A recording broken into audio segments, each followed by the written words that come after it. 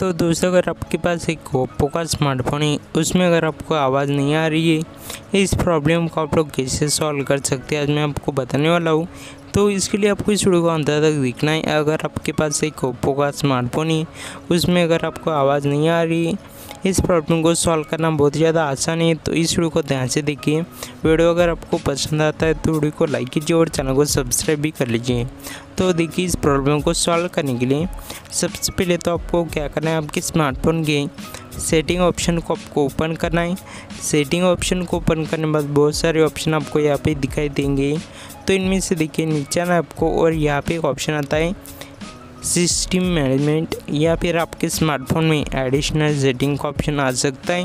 उसके ऊपर आपको क्लिक कर देना है। जैसे आप लोग यहाँ पे क्लिक करोगे तो देखिए यहाँ पे एक ऑप्शन आपको देखने को मिलेगा बैकअप एंड रीसेट। अगर मान लीजिए ये ऑप्शन आपको नहीं मिलता है तो आप लोग सर्च सेटिंग के ऊपर क्लिक कीजिए। उसके बाद आपको यहाँ पे लिख देना है बैकअप।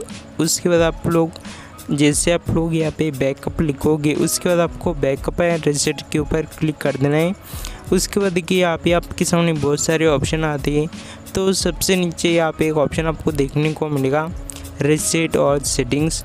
तो सिंपली आपको इसके ऊपर क्लिक कर देना है। इससे क्या होता है मैं आपको बताता हूँ। रीसेट और सेटिंग के ऊपर जैसे आप लोग क्लिक करके यहाँ पे इस सेटिंग को रीसेट करोगे तो आपके स्मार्टफोन में जो है यहाँ पे सभी सेटिंग रीसेट हो जाएगी।